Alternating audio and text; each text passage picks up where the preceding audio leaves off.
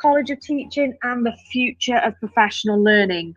I'll also be looking at the new EEF guidance report, hot off the press, published this morning. Live from Abu Dhabi, this is The Breakfast Show with Kate Jones on Teachers Talk Radio. Tune in live on the Podbean app or desktop player. Just head over to www.podbean.com/LSW/TT Radio or search Teachers Talk Radio. Follow the hashtag TT Radio. Good morning, everyone. I can see quite a lot of people in the studio, so please do write where you're listening live from. We have Emily Follow-Run-Show, a fellow Teachers Talk Radio host. I believe you're listening live from London, so that's very exciting. I like how global Teachers Talk Radio is. As I said, Dame Alison Peacock will be joining me a little bit later, but before Dame Alison Peacock joins me, I'm going to talk about the new guidance report, and it's literally just been tweeted out by the Education Endowment Foundation, and there's quite a lot of buzz on social media about it. And I was very lucky to have read a preview of this, so I can just give a rundown of it. It is a 55-page document. It is very thorough, but I do think it's brilliant, and I would recommend it for lots of teachers and leaders to read. So before I even get into that, I think it's really important to just sort of say for anyone listening what the Education Endowment Foundation is, because you may not be familiar with it. We have lots of listeners from all around the world, and the Education Endowment Foundation, I'll refer to now as the EEF, are based in the UK. And a few weeks ago, I had Alex Quigley was one of my special guests, and he's a former teacher senior leader, and he now works at the EEF. So the EEF, and this is how they are described on their website, they are dedicated to breaking the link between family income and educational achievement. What we are is a charity with a moral imperative to support teachers and senior leaders to raise attainment and close the disadvantage gap. So we aim to raise achievement of 3 to 18-year-olds, particularly those facing disadvantage, develop their life essential skills, and prepare young people for the world of work and further study. So anyone who's just joined, I am just summarising what the Education Endowment Foundation is, because I will be talking about one of their latest guidance report that has literally just been made public, and it is free. It's online. You can download the full report, or you can download the summary. So what they do, it's a meta-analysis essentially, because the Education Endowment Foundation, they look at the research, they try and pull the best bits of the research together, all in one really easy and accessible read for teachers. I mean, 55 pages is still quite a long read for a report, but that's why they have that summary. And I will go through the summary with you today to give you a little bit of an idea of what the guidance report from the EEF is about. It also has a foreword by Professor Becky Francis, and Dylan William has been involved in it as well. So he doesn't work for the EEF, but this latest guidance report is entitled Teacher Feedback to Improve Pupil Learning. And I'm sure you're very familiar with the work of Dylan William. He's written a lot about feedback and effective feedback strategies. And also throughout this guidance report, there are lots of references to his work with formative assessment. So it is really good, and it is something, the fact that Dylan William has been involved with it, and the fact it can be accessed so freely, then I have tweeted out the link already. If you follow me on Twitter at @KateJones_teach, or you can just go to the Education Endowment Foundation website. So let's get to this report then. Teacher feedback to improve pupil learning. And the summary is narrowed down into what the 3 key principles of their reports are, then methods, how to basically deliver the feedback and implement that in the classroom. Well, and that's actually the final element is implementation, and that's also at a whole school level. So I'd really be keen to hear from people if you're listening live about feedback at your school. I think it's something that is really tricky. I think we've moved away from lots of excessive marking. In the past, we know that marking hasn't always just been for the students. It has been for perhaps senior leaders or external visitors or inspections, whereas really the only people that the feedback truly matter to are the students, and it should be having an impact. And also, speaking of previous guests, we had John Hattie, and he's also written a lot about feedback, because from his meta-analyses, he stated that feedback can have a huge impact on student progress, but he described there being an obesity problem with too much feedback and not always the right feedback or high quality feedback. So feedback is a tough one, I think, to get right. As I said, I don't think as a profession we've always done that, but we're definitely moving in the right direction. And hopefully this new guidance report from the EEF will help us even further. So let's go through this guidance report. The first point is about laying the foundations for effective feedback. Before providing feedback, teachers should provide high quality instruction, including the use of formative assessment strategies. Now, I'm in quite a good place to talk about formative assessment strategies because that is the topic of my next book. And I've just finished the final draft, and Dylan William has been working very closely with me. He's edited sections, as has Tom Sherrington. So an absolute dream come true to work with Tom Sherrington and Dylan William. So as I said, I'm very familiar with the formative assessment strategies, and feedback is one of those key strategies, but also sharing the learning intentions and success criteria and eliciting evidence of student progress. So the first point is basically saying about the high quality initial instruction will reduce the work that feedback needs to do. Formative assessment strategies are required to set learning intentions and to assess learning gaps. Of course, feedback is only one piece of the teaching and learning jigsaw puzzle.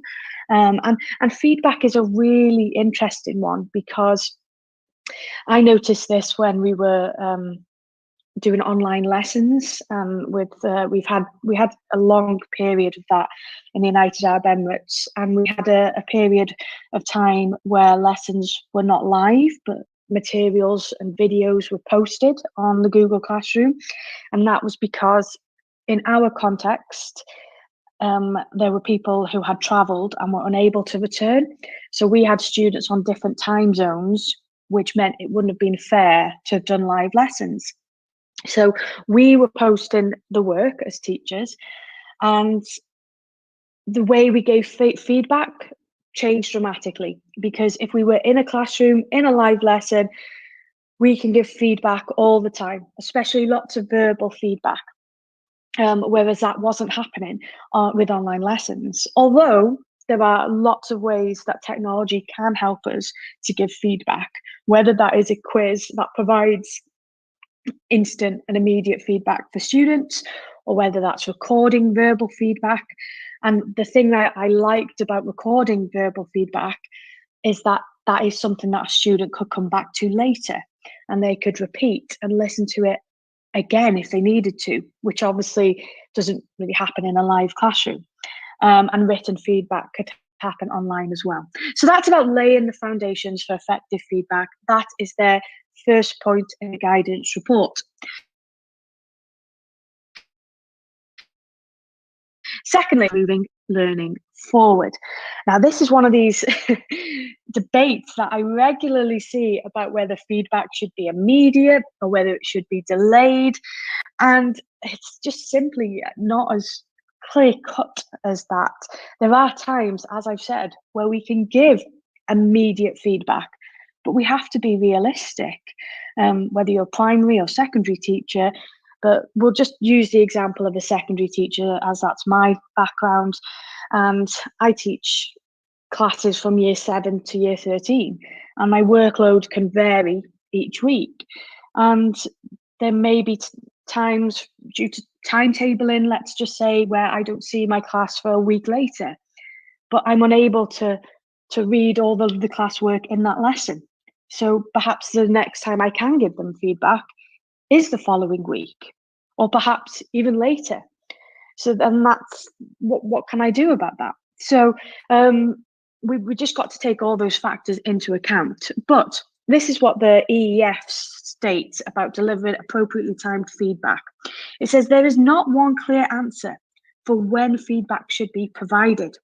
Rather, teachers should judge whether more immediate feedback or delayed feedback is required, considering the characteristics of the task set, the individual pupil, and the collective understanding of the class.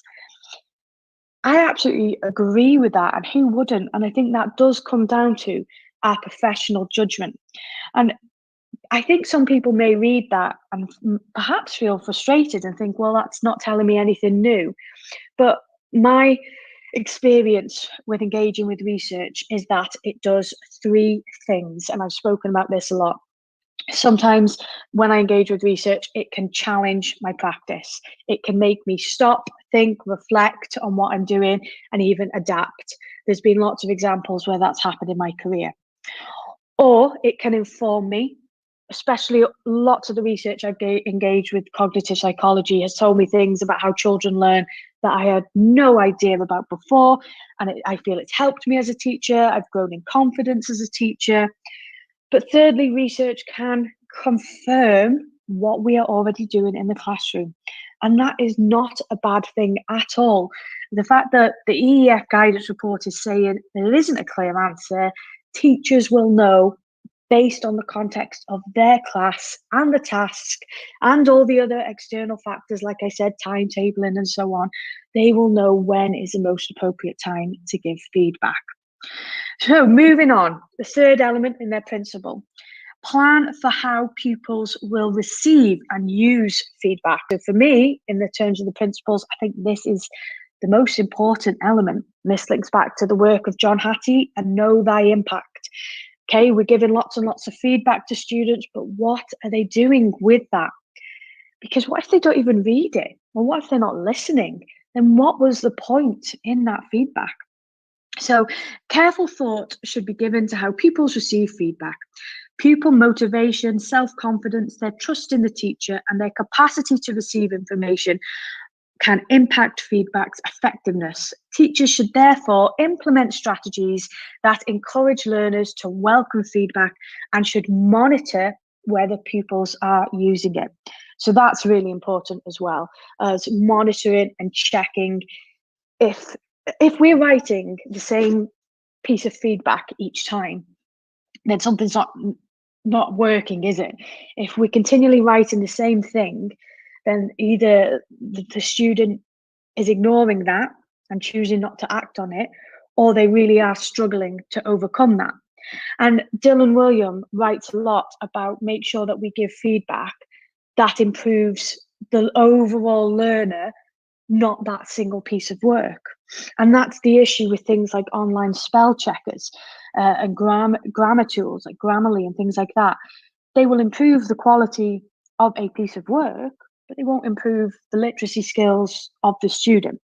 So we do need to be aware of that, of using feedback to improve the learner, not that set piece of work. Okay, then, so in terms of the methods, with the EEF report, they say carefully consider how to use purposeful and time-efficient written feedback. And the 5th point is the same, carefully consider how to use purposeful verbal feedback. So obviously, like I've said, as teachers, we are using a combination of verbal feedback and written feedback. And the suggestions in the summary states written methods of feedback include written comments, marks, scores. They can improve pupil attainment. However, the effects of written feedback can vary. Now, this is only the summary. All of these are explained in more depth in the full report that you can download for free. So this is not an endorsement of the EEF. This is me as a teacher and a middle leader saying I use these resources that are shared freely on the website. I find them incredibly helpful, and I think other teachers will too. Well, I know other teachers do, because I was reading that 70% of secondary schools across the UK do refer to the Education Endowment Foundation toolkits. So they are very popular and widely read.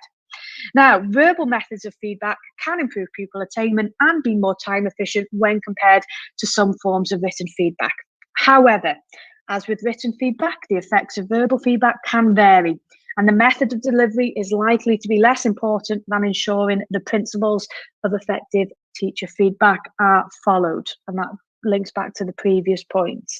There's lots of things about verbal feedback that we need to be mindful of, about how we communicate that, how clearly that is.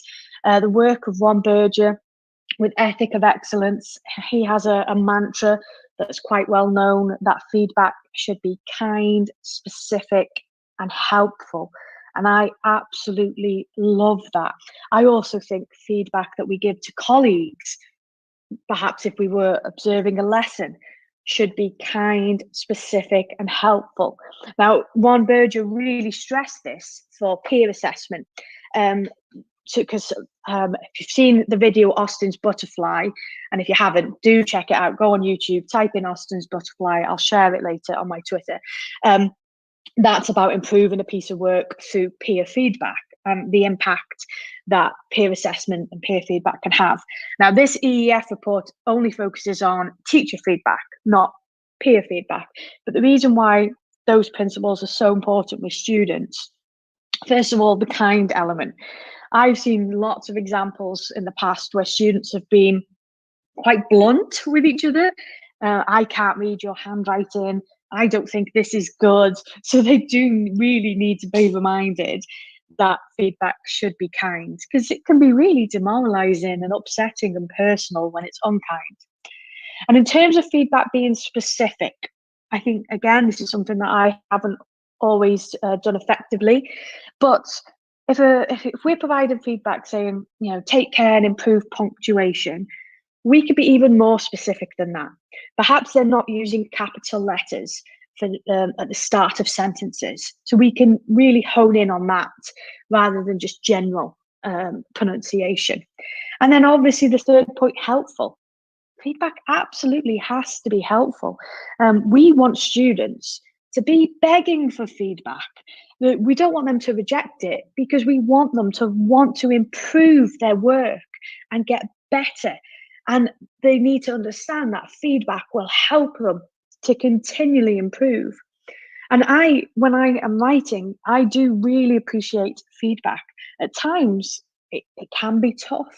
And that's quite good for me to realize and put myself in the shoes of my students. And when I've invested a lot of time and effort in a piece of work and someone's given me a critique, initially, I found that I can be slightly defensive, but then I have to take a step back and think, well, if this is going to improve the work and me as a writer, then that ultimately is very helpful. So then the final element of the EEF guidance report is about implementation. Design a school feedback policy that prioritizes and exemplifies the principles of effective feedback. And it goes on to say, schools should design feedback policies which promote and exemplify policies, effective feedback. Policies should not over-specify features such as the frequency or method of feedback. So again, this comes back to the timing and what we've done previously, where schools said you must mark every 2 weeks. But actually, is that always the right thing to do? It completely varies across subjects. If you are a core subject and you see your classes a few times a week, compared to another subject where they may see a class once a week, perhaps marking every 2 weeks isn't really suitable for you when you only see your class once a week. Perhaps that's just not really either possible or a good idea. So this is again that professional judgment to teachers. And we know there's been policies in the past which have stated specific pen colours and so on. Now I'm not completely against that. Or I understand. I think it got a little bit crazy with the pen colours, but in my first school, we had, I don't know, I think it was teachers marked in red, and then students peer assessed in green. And the only reason I did like that is because when I was looking through books, it was easier to see the pupil feedback and the teacher feedback. But even Dylan Williams has written about how we shouldn't always actually annotate the work and perhaps make our comments on post-it notes, or because sometimes when we're scribbling all over students' work, that again might not have the desired impact or effect that we want. So there's, as I said, feedback, there's lots to discuss, and this report really digs into those elements, lots of examples. The fact that Dylan William has been involved, I think, is absolutely brilliant. So do read that, do check it out as well. Also, the publication of the TES this week is focusing on teacher burnout and workload. And even though we're in the summer term, we're certainly not winding down, are we? We've had teachers and leaders with teacher assessed grades, we've got reports, we've got assessments. It's really tough at the moment. So that's something that I'm looking forward to reading as a teacher, but also as a middle leader. I'm very conscious of the workload at the moment. Also in the news this week, I will hand over to our Teachers Talk radio host, Megan Goods, who has a special news report about the latest Ofsted findings. Introducing Amanda Davey. Amanda is one of the first specialist teacher assessors for dyscalculia in the UK and offers dyscalculia tutoring and bespoke training for schools. With 26 years of teaching and tutoring experience in the UK, Amanda offers specialist online tuition focused on building confidence and developing skills. Amanda also offers online and face-to-face training on dyscalculia for educators, informing practitioners as to how to identify children that may have dyscalculia and how to support them in class. Find out more about Amanda and what she can offer you at www.amanda-davey-dyscalculia.co.uk. This is Teachers Talk Radio, and this is Teachers Talk Radio News with Megan Goods.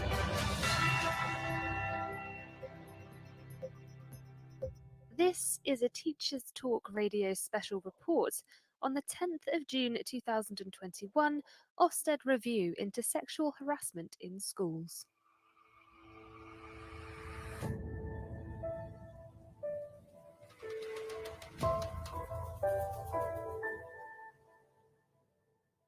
A new Ofsted report has been published on cases of sexual harassment in schools. To conduct the report, Ofsted visited a total of 32 state and private schools and spoke to over 900 young people. The Chief Inspector herself said she was shocked at the scale of the problem and the underpreparedness of teachers, schools, the government and Ofsted itself for dealing with it.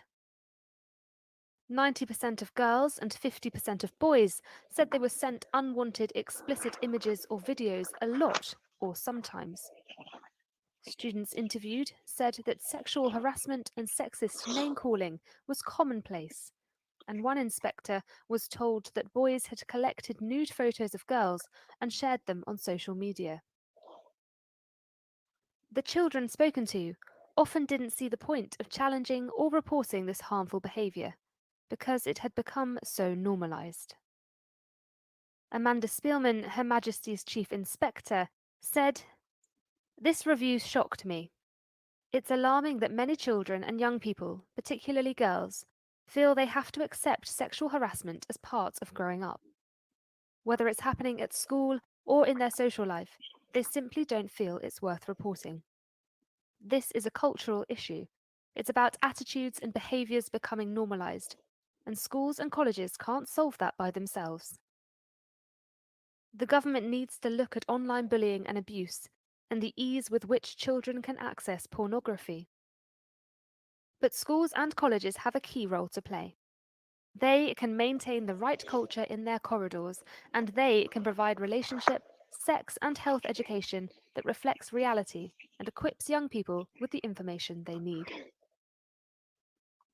In response to the report, the Department for Education pledged to introduce better safeguarding guidance and support schools to recognise sexual harassment and abuse, and teach confidently about issues of consent and healthy relationships. Gavin Williamson also acknowledged that Ofsted's review has rightly highlighted where we can take specific and urgent action to address sexual abuse in education. But there are wider societal influences at play, meaning schools and colleges cannot be expected to tackle these issues alone.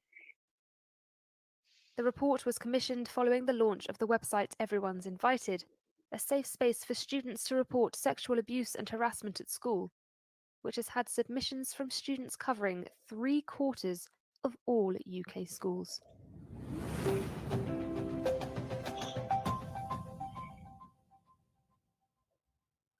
Thank you to Megan Goods for that news report. So I can see lots of people in the studio. Please do write in the chat box where you are listening from. We have got Alfie, a teacher in Q8 who's also got his Teachers Talk radio debut today, which I am really excited to listen to. So in a few minutes, good morning. In a few minutes, I will be calling Dame Alison Peacock. And that's the beautiful, slightly terrifying thing about live radio, because it is live. Alison knows I'll be calling, so hopefully she'll be there ready and waiting. And as well as talking about her amazing and varied professional career, I will talk about the Chartered College of Teaching and the future of professional learning. So if you've got any questions that you would like me to put to Dame Alison Peacock, please do write them in the chat box now. Or you can ask questions during our conversation. But in terms of the future of professional learning, I think it's very exciting. We've already seen how CPD has changed in the last 18 months. We've had the Zoom boom. We've had webinars, some that are free, some that are paid for. The fact that I'm here talking to you live from Abu Dhabi on a Teachers Talk radio show, this very informal and enjoyable, fun type of professional learning. So it's, as I said, a very exciting time. And it'd be really interesting to see what Dame Alison Peacock thinks about the future of professional learning, what the role of the Chartered College of Teaching has in that. I think we will become more evidence informed, and that links in with what I've been talking about this morning. So if you have just joined us, and you missed the first half of the show, not a problem. You can listen back to all Teachers Talk radio episodes as a podcast. And I have just summarised the EEF guidance report about teacher feedback to improve pupil learning. I have shared this on social media. If you're on Twitter, Instagram, LinkedIn and Facebook, I have shared it, and it is on their website. So do check that out. As I said, please write where you're listening from. I've already said we have a listener from Q8. We have Freya who's joined the studio. Sorry, I always mention Freya. Freya's joined us live from Italy. I can see lots of familiar names that have joined us from the UK. I always like to know if anyone's joining us from Wales. That's where I'm from originally, and I will be coming back to Wales later this year.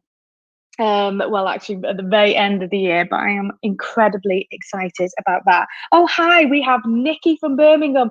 Oh, wow, Andrew listening from Madrid. I just love how international Teachers Talk Radio is. And when you listen back to some of these shows, anyone can call in, and that's what makes it quite exciting as well. We've had some people call in who aren't always teachers, just fancy a chat. But this is a Teachers Talk radio show, so we do try and encourage our teacher listeners to call in if you've got any questions. And hello, we've got Sarah listening from Teesside. I think it's Sarah. I recognise when I see Podbean people. I think they're perhaps my Twitter friends, shall we say? Okay, then. So it's 7:30. I'm going to ring Alison Peacock so you can be here. Another guest that I rang previously was John Hattie. We did it over the phone instead of calling in via Podbean. Just sometimes it's easier that way. And then John Hattie's phone battery died halfway through our conversation. Then he charged up his phone and texted me and said, ring me back. So we never know how this is going to go. But I've got Alison Peacock's number. Let's ring her now.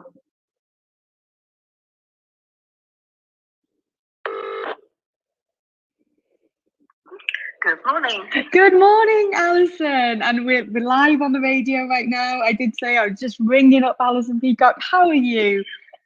Fine, thank you. How are you? Yes, I'm very good. I'm so excited to be talking to you. So thank you for making the time for us today.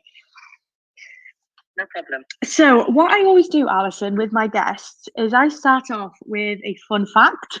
So I've been trying to do some research this week, and I've got two things that I like about you that are fun facts. The first one is that both your parents were teachers. Is that correct? Yeah. Yep, it's true. So you come from a family of teachers. It's in your blood. And then the second fun fact, this is from your TEDx talk, which I loved, by the way. I've watched it a few times. And it was about how you and your husband, when you were in your previous school, would go to car boot sales and just you would find all these weird and wonderful things, as well as books, that you would take into school. Well, budgets have always been difficult in schools, haven't they? And that's absolutely true. That was at the point when I first became a head teacher. It was pretty much the only time I used to see John. On Sunday morning, we'd say, let's go to a car boot sale, and then all the rest of the time I'd be working, and that's no exaggeration. It's a hard thing to move a school out of special measures. There's no doubt about it. Yeah. Yes, that's true too. That's brilliant. Well, that's it. I mean, your career is really interesting because I feel like you've done it all, really. You've been secondary teacher, primary teacher, you've worked with students with special educational needs. And actually what you've just said there, I think this is what lots of people are really interested in. So you became a head teacher of a school in special measures, but within 3 years of you being there, it was outstanding. And that's quite a special story. And I think lots of people and school leaders, perhaps in a similar position, are thinking, what was your secret? How did you do that? Because that is very impressive. Shall I share the secret on radio? Yeah, sorry to put you on the spot. Teachers Talk Live Radio. Tell us the secret. So actually, it's all bound up in the reason that I've moved to leave Chartered College of Teaching, because what I did in going to that school was I continued my own kind of professional journey in terms of my professional learning. So I'd done my first degree, I trained to teach at Warwick, and when I did my master's degree, I did this when I'd had our two daughters, and then became involved in research with the University of Sussex, and then subsequently with the University of Cambridge.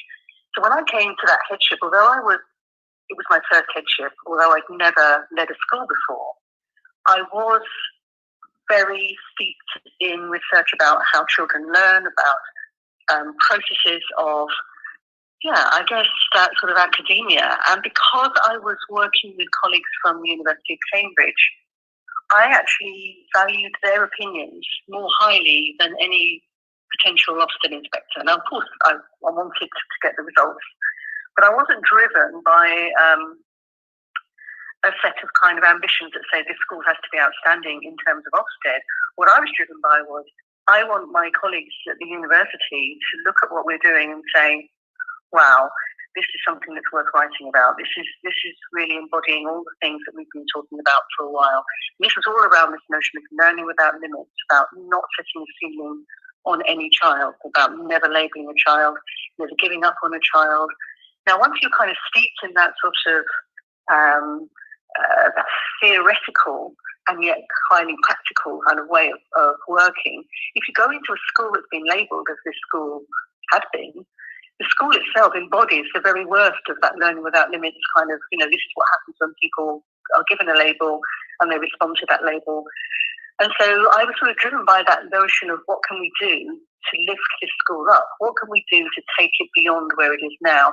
How do we take everybody with us on this journey? Because this wasn't about me and hero headship. This was about rescue, if you like, because here was a school that was languishing in special measures, had been doing so for 3 years, and that didn't feel just to me, for the children, for the teachers, for the wider community. So that's what drove me. It wasn't a pursuit of the badge. But of course, when you're driven by something like that, then the people that want to come and judge you along the way are most likely to find what they need to find to be able to say, "Oh goodness, wow, this is something worthy of recognition." So of course, I was delighted. I can remember as if it was yesterday when we were told that our school had been judged to be outstanding. Because that was just such a kind of wonderful recognition following all of the dramas of being special measures with term HMI inspections and fighting off potential local authority people who wanted to come in and tell us how to do it and so on. So there was a big kind of, mission. So that was the secret. The secret was about a kind of higher order of ambition than trying to please an inspectorate. Well, I've heard you say about an alternative approach to school leadership. So that's it, isn't it, really, that you've said that? Yeah. And I was talking to someone, I won't name them actually, but they're an aspiring head teacher.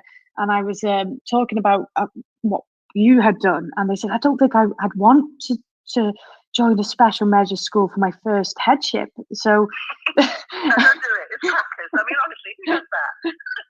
Ridiculous thing to do. Well, it's terrifying. If I'm honest with you, yeah. I remember thinking after I got the job, because I am quite competitive. That's another thing. So I'm hopefully that's in a good way. But I am quite competitive. I want to do. If I take something on, I want to do it well. So when I went to the interview, I was kind of so bound up in, I need to get this. Then when I actually was offered the job, I remember thinking, goodness gracious, now this is quite a thing. Because clearly it's a huge responsibility walking into a school like that. And probably in the current circumstances that wouldn't happen now. That school would be part of a multi-academy trust. You wouldn't be there on your own as a new head teacher being expected to just pull it all out of the bag and sort it out. But that's the situation I was in. And I remember going in and seeing all these checks that I needed to sign on the head teacher's desk and thinking, well, I don't even know if there's any money in the bank account. So there's a lot of I kind of bravery maybe, professional courage definitely, recklessness maybe. So it wasn't something that I would necessarily recommend to anybody. On the other hand, the only way is up, isn't it? Yeah. Yeah, no. You can't make it any worse. Well, absolutely. You took on a challenge and turned it around. So incredibly rewarding. But I mean, I've worked in all the schools I've worked at have had the label of outstanding, although they vary considerably because I've worked in the UK and internationally. But do you think when a school has that label, special measures, that it just has an impact itself on morale and just... Yeah, of course. Yeah. I mean, I think all labels do. Yeah. I actually, if it was up to me, I wouldn't have any of those labels.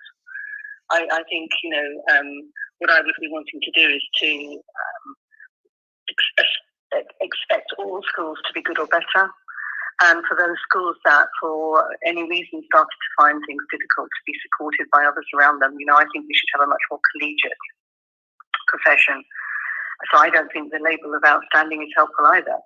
I've known of schools that have literally had an inspection where they've been given their sort of glowing report and they've been told they're a good school, and the head teacher the next day with the governors said, right now we're on the path to becoming an outstanding school. And you kind of feel, well, no, hang on a minute. This is pursuing something that is about collecting the badge, because the badge has so much cachet and is so highly kind of sought after. And for me, actually, the much more important thing is about the quality of the education we can provide for our youngsters. So although I've said to you, of course, it was a wonderful thing to be able to be judged to move from special measures to being outstanding. And as I said, I really recall that day when the inspector said, this is an outstanding school. But actually, had we not been in that system, I would have still been really keen to be sharing what we were doing within our school, because it's about the stories that you create around what's happening to inspire others, I think, that make the job so wonderful. Because if you find something that works really well in your classroom, and, let's be clear, there's a lot of research now that's really helping us to be, very effective in what we're doing. But if you find something that works and you find a way through with a group of children, sharing that with your colleagues, sharing that beyond your school is a really powerful thing to do, because then what you're saying is it's not just about this group of children, it's about all our children. This is what we might do to help everybody, which is, again, the reason for being at the Chartered College. It's about how do you amplify what works well, and how do you share the stories of classroom practice, real nitty-gritty, authentic practice that makes a difference. Well, because that way we help so many more children. Yeah, and we were talking about this on a previous show about the phase requires improvement. Well, we're always improving and learning. So actually, everybody requires improvement. I do, don't you? Exactly. It's constant. It really is. So, but it's become something now. Oh, a school requires improvement, and then the connotations with that. But then we are trying to create a culture where all schools are improving and all teachers are improving. So yeah, it is. Yeah, there are lots of issues with that. But I find it really interesting how you went from secondary and then working with special educational needs students and then into a primary. So what was the decision to change? Were you an English teacher before? Is that correct? So yeah, it's just a bit strange, isn't it?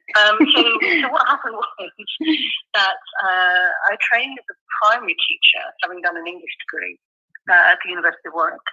And then at that particular point, as I was looking for a job, I moved back to Hertfordshire. And there were very, very few primary jobs sort of anywhere in the country. And I saw a job advertised in the local paper for a teacher of general studies at a secondary school in Harlow.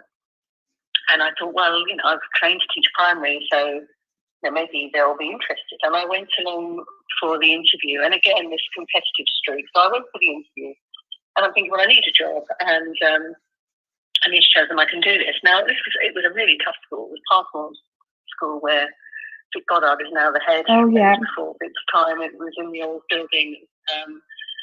It was a tough school. There were lots and lots of issues. It was 11 to 16 comprehensive, mainly for the monocultural white working class. Yeah. I mean, I loved that first year, but I also hated it at times because there were times when I felt very intimidated. There were lots of times when I felt very out of my depth.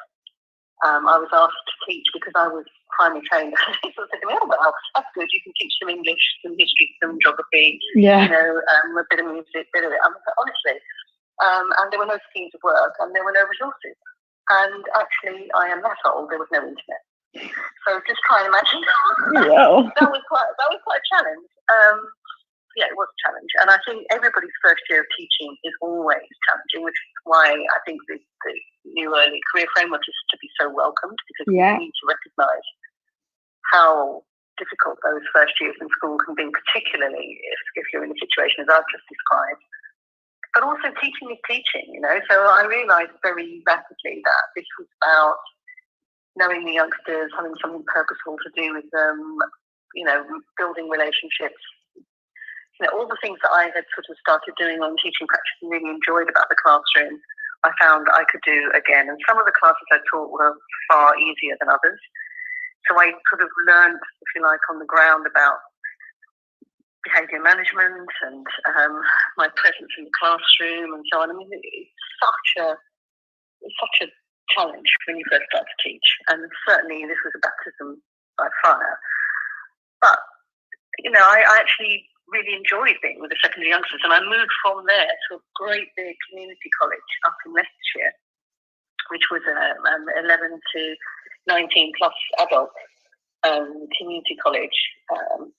And there I was sort of teaching. I was teaching special educational needs. I worked I was a teacher librarian. I also taught English and humanities to years 7 to 9. So again, quite challenging, but again, a great opportunity to learn. So coming from all of that, and then eventually having had children and all the rest of it, teaching primary, the job's the same. You know, the job is the same wherever you are, whether you're working with youngsters who are 5 or however old, 19. It's all about the relationship you establish, but you do need to know what you're talking about. This is where it's hard. You know, making sure you've got the subject knowledge or the knowledge of the phase, so that you can do a really good job.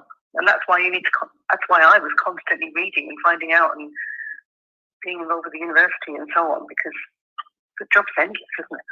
Well, don't you wish you had the Chartered College of Teaching when you started your career? Well, yes, frankly. No, me too. I would love to have had something published in Impact. I mean, that is exactly the kind of teacher that I've always been. Someone that would want to bring to life an academic study and say, this is how it's working in our classroom, and have that peer reviewed. And yeah, I would have loved to have done that. So, of course, that's why I'm excited about what I'm doing now. I genuinely think that building a professional body that is independent of government, that is rigorous, that focuses on quality, and has that, respect that plurality of voices. I think that's the most challenging thing for me as CEO of the Chartered College, is when I started the college, I naively thought that everybody thought the same things. I thought we all agreed. That was silly, wasn't it? I mean, I know you can laugh now, and I can laugh now, but I genuinely thought that I knew there were different types of teachers, and I knew there were sort of much more formal teachers and much less formal teachers and so on and so forth. But I thought there were some core kind of areas that everybody would agree on, such as, listening to young people and respecting their voices. I thought that was something everybody would agree with, but actually it turns out that there are some teachers who vehemently believe that actually the young people need to be told rather than be listened to. So that was quite a baptism of fire again for me. I've done this several times, haven't I? I was telling you my first job, coming into leading my first school, this job at the Chartered College, there was a heck of a lot of learning to do really, really quickly, and in a really public way as well, which is much harder. When you're in your first classroom or when you're leading your first school, you inevitably make mistakes, but hopefully they're only known about within your kind of local parameter. Whereas if you make mistakes as a CEO of a new professional body, people know about it. Oh wow! That's hard. Yeah, I mean, that is something else. I mean, I trained to become a teacher in 2010, and I even wish that I'd had Twitter and the Chartered College of Teaching and all of these things. So it's just such an exciting time. And I am a member of the Chartered College of Teaching. My whole school here in Abu Dhabi, the senior leadership team got us membership, and we have copies a little bit later than everyone else, but we do have copies of Impact when they arrive via the post. And that's just... It's brilliant, because we are a British curriculum school and lots of the teachers are from the UK, and I am returning to the UK. So it's just been invaluable in terms of keeping up to date with Impact is absolutely incredible as a magazine. It's always such high quality. And you must be so proud though of the Chartered College of Teaching and how it's taken off and flourished. And you see on Twitter all the time the certificates. I kind of look at it and think, it's not that. I wouldn't want you to think for a minute. I wouldn't want anybody listening to think for a minute that I sit back and go, what a wonderful thing that has happened here, that has all been down to me. Because I don't think it is. I think what's happened is that we have brought together an amazing group of colleagues. So you talk about the journal Impact. We were very fortunate to attract somebody from Bloomsbury Press, Miriam Davey, who came to us as our first editor of the journal. Now, bringing in that kind of expertise means that you and I mean, Kat Scott is our Director of Research and Education, Yeah. and you start to bring people to you who are fantastic. And then each and every one of us, I think the exciting thing about the Chartered College is that we are growing as an organisation, we're growing in influence, of course, as our membership grows. But as a team, there's sort of 25 of us, mainly women. Yeah. Well, we're all women on the senior leadership team, on the extended leadership team, all women. And we are working in a kind of very flexible way. So we have colleagues who work in Europe, who live in Amsterdam or live in France. So we're very kind of agile, if you like, as an organisation. And we really hold these values really close to us. We think these are really important, that we listen, that we respond, that quality drives everything we do. So when I kind of think about the journey of the Chartered College, it's not about me, it's about that fantastic team. And I'm just very privileged to be able to lead them, to be honest. I just, It was the same when I was leading a school there. I mean, the teachers, I would go and see what was happening in some of those classrooms and think, wow, this is amazing. I would love to be in this classroom as a child. I would have loved to have been taught by this teacher. But it's that teacher's expertise, it's that teacher's success. It's just about how you kind of pull people to you, isn't it? And enable that and then amplify it. Yeah. It's great.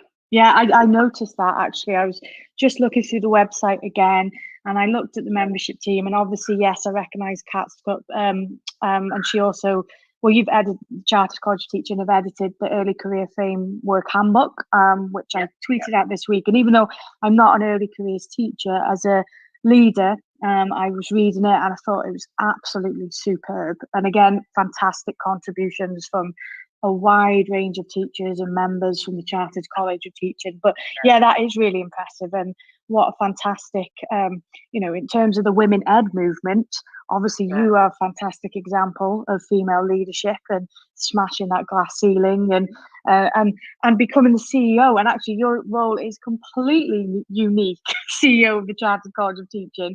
So what does that role encompass? What do I do, to me? What am I doing? What do I spend my time doing? Well, thank you. I mean, and also, we've got Vivian Porritt as a vice president of the Chartered College again. So Women Ed is through and through what we're about. So it's just about leading that team, obviously, but it's also about advocacy. It's about meeting lots and lots of people. One of the things that I needed to do when I first started the job, I've said to you that I was naive in thinking that we all agreed. I mean, you laughed. Fair enough. Yes, I can see why. What became clear very quickly was that people were quite suspicious. They were suspicious of this new organisation. We'd received £5 million over 4 years funding from government to establish this professional body. Nikki Morgan, as Secretary of State, signed this off on her last day in office. And, there were people, subject associations, unions, others, teachers who've got a memory of the previous GTC who were sort of saying, is this a new General Teaching Council by the back door? What's going on here? There were quite a few colleagues who thought, well, what relevance can this have to me because Alison's got a primary background and wasn't she that woman that was doing all that stuff about taking away curriculum levels? I'm not labelling children and what's that got to do with me? I'm a head of department of physics. So that kind of how to build credibility, how to build a sense of collegiality, listening to other organisations, trying to understand where were there points of commonality, points where we could work together. That's always been my way of working. I'm really keen to hear from people, to listen, to try and work together, to try to find a way through that means that we've got a path that respects the plurality of voices, but nevertheless absolutely champions professionalism and champions the expertise of teachers and the role of teachers. And once you start to tread that path, then you're able to celebrate teachers who may work in very different ways, but who nevertheless are completely passionate about what they're doing and are completely passionate about what's going on in their classrooms and in their schools.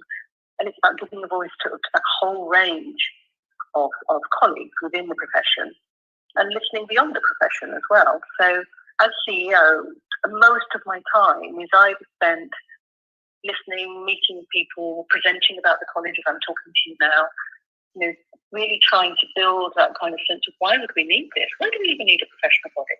What's it for? I think people are beginning to realise more and more the role that we play, and it's a very different role from the unions. The role of the unions is vital. But I think, the Chartered College is not talking about working conditions and so on and so forth. We're very much more in the space of pedagogy, assessment, curriculum, teacher development. These are the areas where we are really specialising and bringing our researchers to support the information that we can share with teachers and to learn. So, yeah, it's a great job.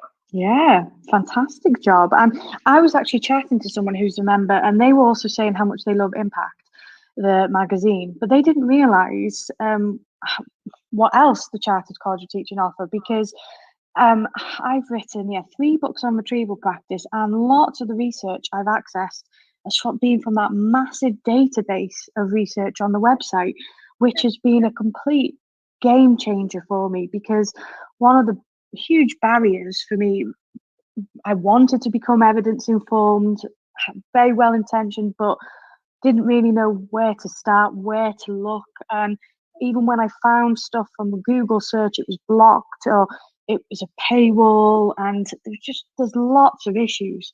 So anyone who actually has said to me about research, I've said, well, if you're not a member, become a member. And if you are a member, explore that. There's so much more to it, isn't it? That the magazine is fantastic and everybody loves that. And when it comes out, it's all over Twitter. Everyone posted photos with the staff room or at home with a coffee and the Impact magazine. But that really is. Well, it's the first time that teachers have had access to that EBSCO research database, unless they were doing higher degree. So it used to be, prior to the Chartered College, that if you were working with a university to study for a master's, PhD, you would have access to that research database. We decided at the outset of the Chartered College that we wanted to pay to provide access for our members.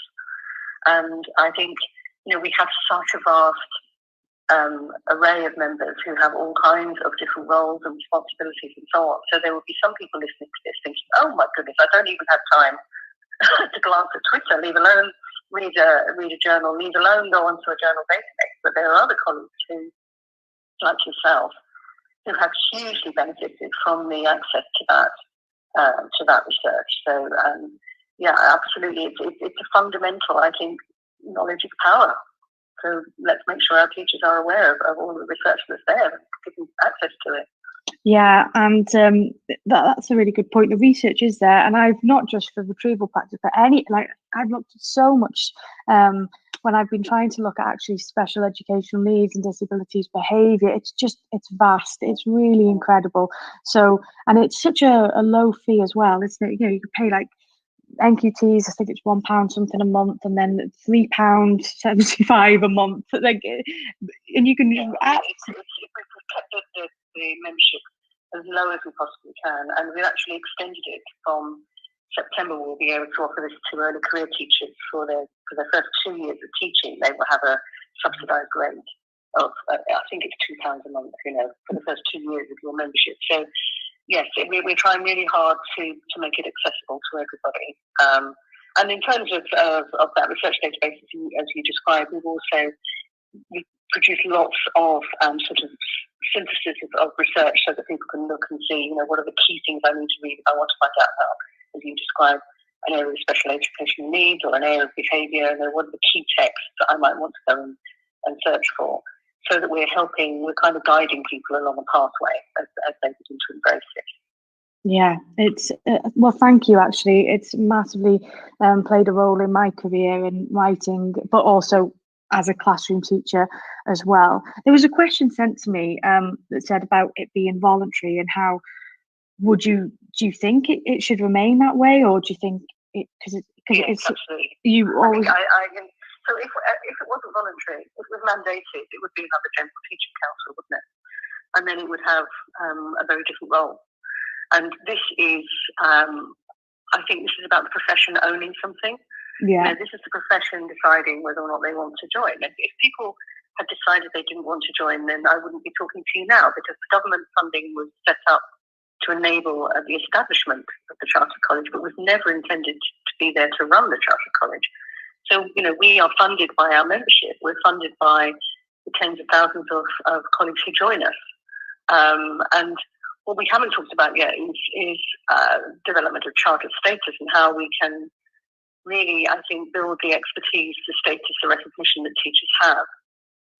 So alongside in England last week, there was an announcement around funding for NPQs, and the government are talking about sort of golden thread of career development for teachers, right way through from their earliest days training to teach, all the way through to becoming potentially the CEOs of multi-academy trusts or whatever it is they're going to go on to do.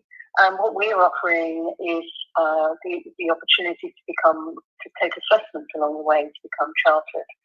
And this is something that internationally we are really keen to do, because we understand, we know that teachers who work overseas, and there are over 250,000 teachers working as you do currently, who've trained in the UK, who currently work internationally. Many of those colleagues at some point in their career may decide they want to return to teach here, and we're really keen that we develop an opportunity for a status, a qualification, if you will, that can be studied across the world, and will be the sort of recognition, like you have with chartered accountancy. If you become a chartered teacher or a chartered leader, that everybody looks at that and says, oh wow, well, we know that you're up to date, we know that you are reflective, you are really thinking about your practice, you are the kind of teacher that we would want to employ, regardless of your current employment. So it could be that someone in Bradford looks at a profile of someone who's saying, well, I'm currently working with Seychelles, and they say, oh, well, sorry, it's a bit different here. We're not interested. But if they become chartered, I think then that would give a much greater sense of professional recognition. So this is, that's a huge ambition, to start to offer something that's about a global status. But why not? Why not? I mean, teachers are amazing people, and they do a fantastic job, so why not celebrate them? Well, without limits, that's what it's exactly. all about. And others, I'm glad you can see the link. Exactly. I mean, this is why I'm doing what I'm doing. Yeah. It's all about learning without limits, but it's about how do you create a workforce that doesn't set limits on itself and doesn't allow other people to set limits. And then once you've got a teaching workforce that is, as I say, driven by a higher purpose than trying to do what Ofsted wants us to do, not that there's anything wrong with that, but let's go beyond it, then you start to really create education that changes lives for children. And what greater thing could there be than to do that? As you said, I'm international, and recently I've been involved in the recruitment process for my job, my replacement, and there were references to the Chartered College of Teaching and Impact. And one of the things that I was really looking at, obviously, this is someone taking over my role and my classes and department, as well as all the history and the leadership. But I really was looking for a candidate, and so the senior leadership team, someone who has got that interest in professional learning, and it goes beyond I've done 3 CPD sessions this year with my school, but actually it's that responsibility and ownership of it, and it's so highly enjoyable and interesting, and it's helped my confidence, my motivation, inspires me to keep learning. So I definitely think, as you said, about it being on an application form, because we had applicants from the UK, from Malaysia, Abu Dhabi, so and that was something that was a common theme. The Chartered College of Teaching is recognised internationally, but I can see that you're very ambitious with it. And something else that I wanted to comment on is that I see on Twitter lots of people use the FCCT after their name. I know. They're so proud of that. Obviously, that that means they've become a fellow, doesn't it? It's one of these things. It's quite a process becoming a fellow. So if you want to use post-nominals FCCT, Fellow of the Chartered College of Teaching, you first of all have to be nominated by a peer. So someone who knows your work says, yeah, okay, I'll nominate you. Then then there's an application form, and the application form asks you to obviously evidence your experience, because you have to have been teaching for a minimum of 10 years, but you also have to be able to exemplify the way in which you have worked in a collegiate manner, the way you've been able to share your expertise with others, and so on. And then that application is then scored by assessors, and then there's another layer of assessment which is led by our membership committee. Our council for Chartered College is an elected council. And then at that point, if everything has gone through and your references, additional references are being sent, because that's something else that has to happen, at that point, then you are notified that you've achieved the status of becoming a fellow. So people don't go into this in a half-hearted manner. It's not something that you kind of think, oh yeah, I think I'll do this. It takes a bit of time. It takes commitment. And, when I'm involved in assessing any of the applications, it's an absolute thrill to do so, because almost always the applications that you get just restore any faith that might need restoring in terms of the quality of our profession and the commitment of our profession. And then when people are awarded status, they receive a nice certificate. And those of them who are on social media very often choose to share a photograph of that, and it's a wonderful moment, I think. It's really important that we give recognition, because as teachers, we spend so much time giving out, don't we?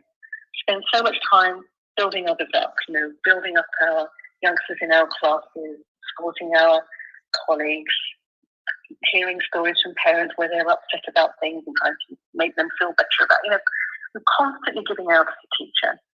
And it almost feels like it almost feels frivolous to actually spend any time telling anybody about what you've done.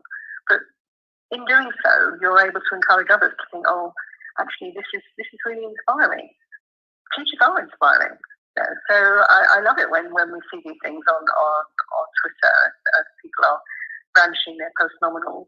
Because we've got a royal charter, this is why we can use these post-nominals. So we have, at the present time, our charter allows us, and this is something that goes right back to 1846, so this is a charter for the teaching profession, but it allows us to award the post-nominals of NCCT once someone has achieved QTS status.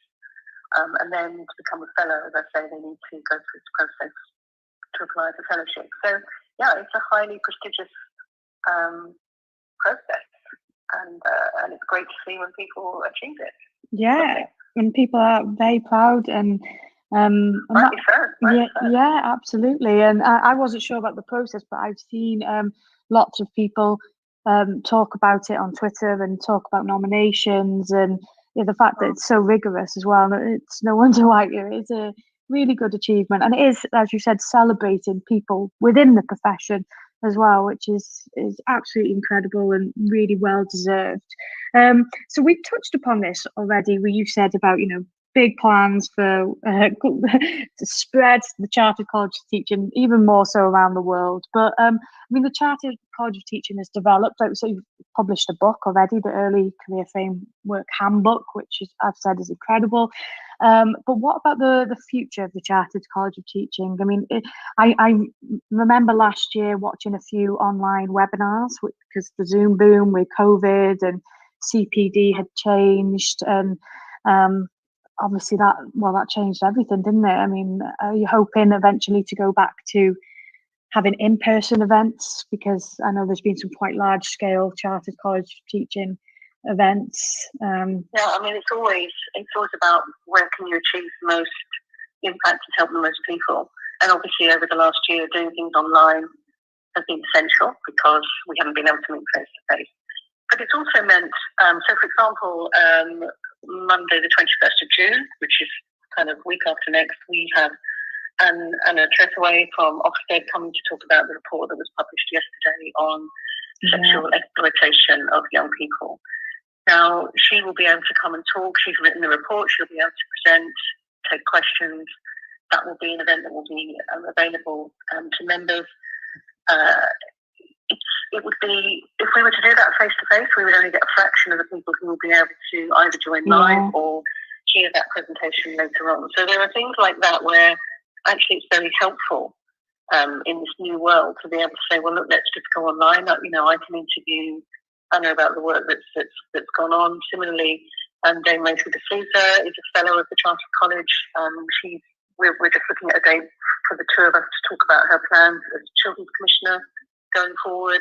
Previously, Sir Kevin Collins came and talked about what was going on. We had Ian Balcom talking in his position as Chair of Ofqual. These are really helpful, I hope, for people to not only just hear what's happening, but also hear from the people who are doing the work on the ground. And it strikes me that that's much better than what doesn't replace the face-to-face, because the face-to-face has a different quality. Yeah. But in terms of reach, there's something that's really powerful about that. Clearly, once, hopefully, the world starts to sort of get back to normal. I mean, today, who knew? I'm going to a school today. Woohoo! Oh. I'm actually, when I've finished speaking to you, I'm getting in my car and driving to Cambridge, the University of Cambridge Primary School, and I, for one, cannot wait to see some children. But it's been very difficult. We haven't been able to do these things. And so being able to reignite local meetings, opportunities for people to discuss through journal clubs, the kinds of resources the college is producing, these are all the kinds of things that we are very keen to do, but we're wanting to do it in a measured way. And there's also something, it was when we first started, I think we were just very keen that people began to hear about us and began to know what we were about. Increasingly, we have a very important reputation to protect. And so we need to make sure that if we're holding regional events, that they are, and they're in the name of the Chartered College, that they are exactly what you would expect from anything that the Chartered College produces, because quality is our absolute watchword. So we're making sure that as we start to think again about how we open up in terms of face-to-face events, what do we need to do to make sure that these are really the best they can possibly be, so that anybody coming equates their experience with membership of the Chartered College.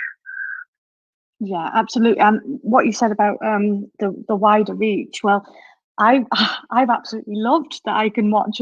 I always used to have a fear of missing out here, and used to be really frustrated because I would see the photographs on Twitter and social media. I remember there was one where pre-COVID, where there was a huge crowd at a Chartered College teaching event, and I sadly couldn't make it, but. Yeah, now the fact that they are online and they're more accessible. So yeah, it's the pros and the cons side to it. And perhaps when you do have face-to-face events, perhaps as well international events. But as you said, it's that quality assurance, isn't it? I think so. Everything that we're doing all the time, we're just really keen to listen to our members to understand what people feel is important. But also I think there's a vital advocacy role that we have at the Chartered College, and making sure that the full understanding of what it means to be a professional, rather than the latest kind of trendy ideas, are the things that sustain. So at the moment, I'm really keen to understand the thinking behind the initial teacher training market review, and to understand what might be behind that. And certainly I'm hearing from universities that this is something that they are finding very problematic. If we were to lose universities from teacher training, that would be a huge loss to our teaching profession. So these are the kinds of things that I think the Chartered College can really help with, because I think it's not, we don't have a political bias at all. We're sort of very political, but in terms of sharing information about what might be being proposed, I think we have a role in doing that. And it's a role that's very different, as I say, from the unions. It's a role that's not about point scoring. It's a role that's about professionalism. It's about making sure that we protect the best of what happens within our teacher training, whether it's school-based or university-based, for example, in this instance, and making sure that we don't allow that to become simplified to a point that it's all about following someone else's script. So there's a lot that we can do, and the more that we gain membership, the more our voice strengthens, the more that we can influence, and that's, I think, really important on behalf of teachers. Yeah, absolutely. Yeah, because the Chartered College teaching were involved, weren't they, with the early careers framework. So obviously the fact that like you said, you've got this voice and this influence, and that's really I think a game changer. The early careers framework, especially the fact that the focus has shifted just from the 1 year NQT, because I remember having the extra time as a newly qualified teacher, but in my second year, I was still teaching new classes for the same time, new content, and it's that idea of just changing the focus from just being an NQT to an early careers teacher. I was told in my second year, why aren't you looking for a head of department role yet? Just like, I'm not ready at all. Like I feel like my feet are barely touching the ground. So well, that's right. I mean, I think you're completely right. Support for mentors, support for that non-contact time, support for professional development and training throughout those first 2 years. Really, really important, because we know, and government knows this, of course, the attrition rate is unacceptably high. We have far too many teachers who, after a couple of years, burn out or just say, you know what, there must be other ways of learning a living that mean that I'm not constantly worrying about my job. And so we need to make sure that we, through the early career framework, that we really help people to find their feet, but more than find their feet, to feel secure and flourish in their first years as teachers. Because that benefits the children, of course it does. But it's also a way of protecting that investment that we're making in teachers, to make sure that they're doing well. So yes, I completely agree with you. The early career framework is a hugely important initiative, and it's really important that we make that work. And that's we have a big we have an early career hub on our website at the Chartered College, and this is full of videos and stories of practice, webinars, all kinds of things to help people as they're navigating their way through that. When they first start thinking about becoming a teacher, through the teacher training, through the first couple of years of teaching in the classroom. And then just most recently, I don't know whether you've seen, but we've developed a certificate of evidence-informed practice. And this is something that teachers can apply to study prior to thinking about chartered status, but it provides credits towards chartered status. And it's less than £100, I think it's £95, I'm not quite sure, but to apply for. And this is an online opportunity for people to learn about what's the latest thinking in terms of evidence as it informs our practice in classrooms. And this is something that has proved to be incredibly popular, and it's available internationally as well. It's just something that begins that process of, okay, I've trained to teach, okay, I've survived being in the classroom, now I need to start thinking about, in a bit more depth, with the benefit of the knowledge that I have of being a teacher, what else might I think about? And teachers are really very, very keen to do this.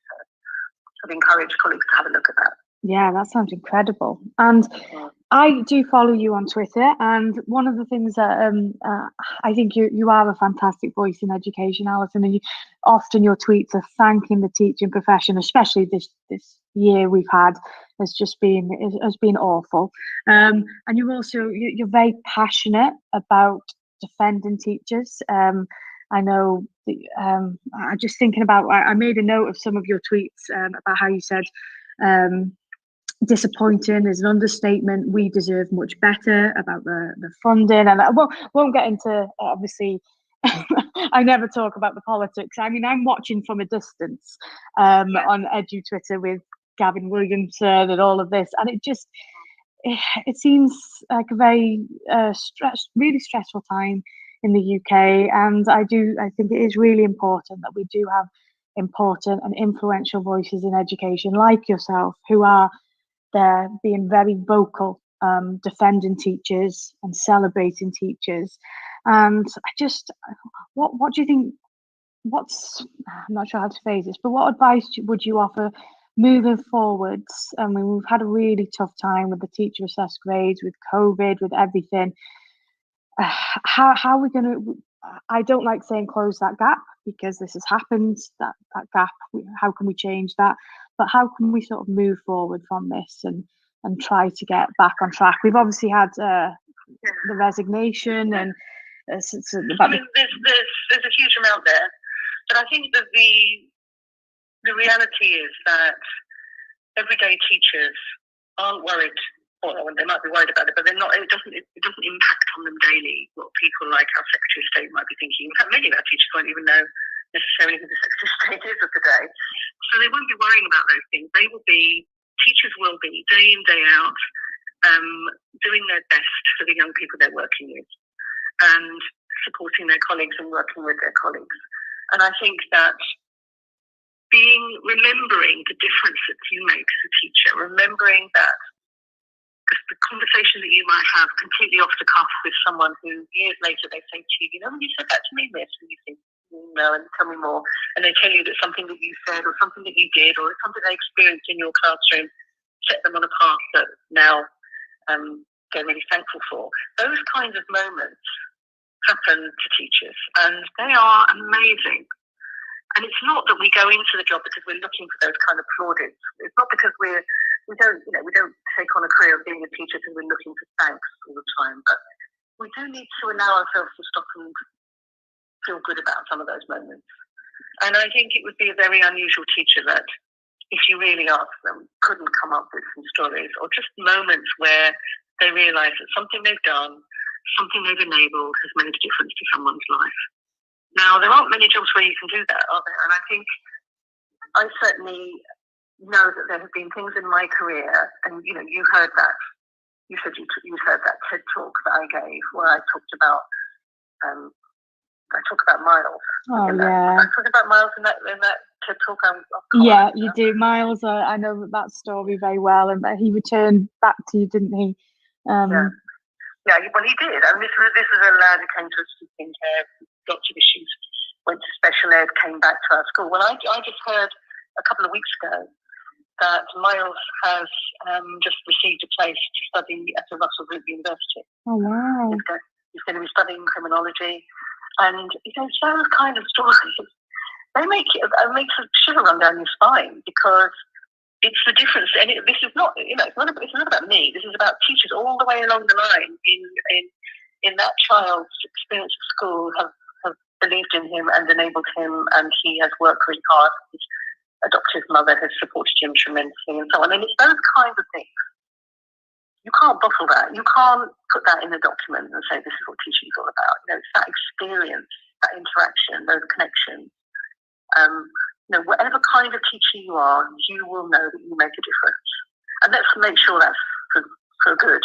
I mean, there are teachers, of course, that make a difference, and it's not a positive one, but they're very much in the minority. The vast majority of teachers change people's lives. And, I say that, but the reality is that is huge, isn't it? Yeah. And it deserves recognition, it deserves thanks. And I think it's really important that our teachers feel confident enough to maintain the space they need to continue to do those things that really matter. If they feel driven away from that conversation at the end of the day with a child because they've got a pile of books to mark and they've got a load of meetings to go to and there's no time to talk to someone, something's going wrong. Yeah. So, from my point of view at the Chartered College, it's about how do we maintain all of that quality and that balance in what we do. Oh, well, I've got some comments that I just wanted to read before you do go off to visit a school, which sounds like a lovely day. But Alfred is listening from Q8, and he said listening to Kate talking to Alison Peacock is fantastic. And we've got Sarah listening in the UK saying listening to the amazing Alison Peacock being interviewed. So, lots of lovely comments coming in.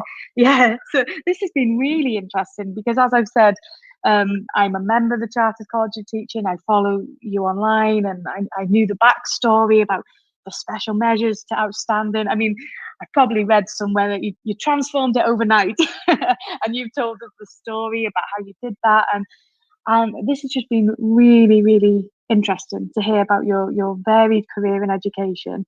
And now the Chartered College of Teaching, which the future of professional learning, I just think is incredibly exciting, isn't it? What an exciting time to be a teacher.